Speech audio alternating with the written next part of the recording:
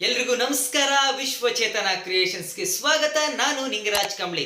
ಸ್ನೇಹಿತರೆ, 2024ರ ಲೋಕಸಭಾ ಚುನಾವಣೆಯಲ್ಲಿ ಕರ್ನಾಟಕದ 28 ಕ್ಷೇತ್ರಗಳನ್ನ ನಾವು ಗೆಲ್ಲಬೇಕು ಅಂತೇಳಿ ಮೈತ್ರಿ ಆಗಿರುವ ಬಿಜೆಪಿ ಮತ್ತು ಜೆಡಿಎಸ್ ದೊಡ್ಡ ದೊಡ್ಡ ಪ್ಲಾನ್ಗಳನ್ನ ಮಾಡ್ತಾ ಇದ್ದಾರೆ.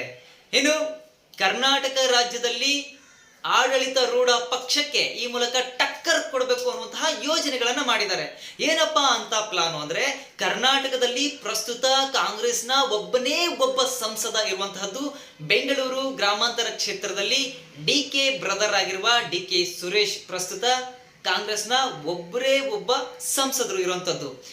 ಈಗ ಜೆಡಿಎಸ್ ಮತ್ತು ಬಿಜೆಪಿ ಏನ್ ಮಾಡ್ತಾ ಇದೆ ಅಂದ್ರೆ, ಜಯದೇವ ಹೃದ್ರೋಗ ಸಂಸ್ಥೆಯ ಮಾಜಿ ನಿರ್ದೇಶಕ ಆಗಿರುವಂತಹ ಸಿ.ಎನ್. ಮಂಜುನಾಥ್ ಅವರನ್ನ ಕಣಕ್ಕೆ ಇಳಿಸೋದ್ರ ಮೂಲಕ ಅಲ್ಲಿ ಡಿ.ಕೆ. ಸುರೇಶ್ ಅನ್ನ ಸೋಲಿಸೋದ್ರ ಮೂಲಕ ಡಿ.ಕೆ. ಬ್ರದರ್ಸ್ಗೆ ಟಕ್ಕರ್ ಕೊಡಬೇಕು.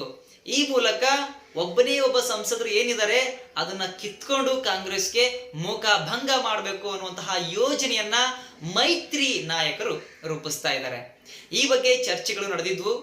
ಕಳೆದ ವರ್ಷವಷ್ಟೇ ಜಯದೇವ ಹೃದ್ರೋಗ ಸಂಸ್ಥೆಯ ನಿರ್ದೇಶಕರಾಗಿದ್ದ ಸಿ.ಎನ್. ಮಂಜುನಾಥ್ ರವರು ನಿವೃತ್ತಿಯನ್ನ ಹೊಂದಿದ್ರು. ಇದಾದ್ಮೇಲೆ ಇವರು ರಾಜಕೀಯಕ್ಕೆ ಬರಬೇಕು ಅನ್ನುವಂತಹ ಮಾತುಗಳು ಕೇಳಿ ಬರ್ತಾ ಇದ್ವು ಇವರ ಸೇವೆಗೆ ಅನುಗುಣವಾಗಿ. ಇದನ್ನ ಸ್ವತಃ ದೇವೇಗೌಡರು ಕೂಡ ವ್ಯಕ್ತಪಡಿಸಿದ್ರು. ಈಗ ಇವ್ರನ್ನ ರಾಷ್ಟ್ರ ರಾಜಕಾರಣಕ್ಕೆ ಕರೆದುಕೊಂಡು ಹೋಗ್ಬೇಕು ಅನ್ನುವಂತಹ ಪ್ರಯತ್ನಗಳು ನಡೀತಾ ಇದೆ. ಇದಕ್ಕೆ ಸ್ವತಃ ಮೋದಿಯವರೇ ಒಲವನ್ನ ತೋರಿದ್ದಾರೆ ಅನ್ನುವಂಥದ್ದು ಕೂಡ ಕೇಳಿ ಬರ್ತಾ ಇದೆ. ಇನ್ನು ಇವರು ಚುನಾವಣೆಗೆ ಸ್ಪರ್ಧೆ ಮಾಡಲೇಬೇಕು ಅಂತ ಮಾಜಿ ಮುಖ್ಯಮಂತ್ರಿ ಎಚ್.ಡಿ. ಕುಮಾರಸ್ವಾಮಿ ಅವರು ಸಿ.ಎನ್. ಮಂಜುನಾಥ್ ಅವರಿಗೆ ಒತ್ತಾಯ ಮಾಡಿಬಿಟ್ಟು ಕೊನೆಗೂ ಒಪ್ಪಿಸಿದರೆ, ಅವರು ಕೂಡ ಒಪ್ಕೊಂಡಿದ್ದಾರೆ ಸ್ಪರ್ಧೆ ಮಾಡಲಿಕ್ಕೆ ಅನ್ನುವಂತಹ ಮಾಹಿತಿ ಬರ್ತಾ ಇದೆ. ಇನ್ನು ಟಿಕೆಟ್ ಕೂಡ ಬೆಂಗಳೂರು ಗ್ರಾಮಾಂತರಕ್ಕೆ ಸಿ.ಎನ್. ಮಂಜುನಾಥ್ ಅವರಿಗೆ ಸಿಗುವಂತಹ ಸಾಧ್ಯತೆಗಳು ಹೆಚ್ಚಿದೆ. ಆಲ್ರೆಡಿ ಚರ್ಚೆ ಮುಗಿದಾಗಿದೆ. ಇನ್ನೊಂದು ಅಧಿಕೃತವಾಗಿ ಅನೌನ್ಸ್ಮೆಂಟ್ ಅಷ್ಟೇ ಬಾಕಿ ಇದೆ ಅನ್ನುವಂಥದ್ದು ಕೂಡ ಮಾಹಿತಿ ಬರ್ತಾ ಇದೆ. ಈ ಮೂಲಕ ಒಟ್ಟಾರೆಯಾಗಿ 28 ಕ್ಷೇತ್ರಗಳನ್ನ ಮೈತ್ರಿ ಅಭ್ಯರ್ಥಿಗಳನ್ನ ಗೆಲ್ಲಿಸಬೇಕು ಅಂತ ಮೈತ್ರಿ ಆಗಿರುವ ಜೆಡಿಎಸ್ ಮತ್ತೆ ಬಿಜೆಪಿ ಪ್ಲಾನ್ ಮಾಡ್ಕೊಂಡಿದೆ. ಸೊ ಏನಾಗುತ್ತೆ ಅನ್ನೋದನ್ನ ನಾವು ಕೂಡ ಕಾದ್ ನೋಡೋಣ. ಟಿಕೆಟ್ ಇವ್ರಿಗೆ ಸಿಗುತ್ತಾ ಅಥವಾ ಮೈತ್ರಿ ಅಭ್ಯರ್ಥಿಯಾಗಿ ಮತ್ತಾರಾದ್ರೂ ಕಣಕ್ಕೆ ಇಳಿತಾರಾ?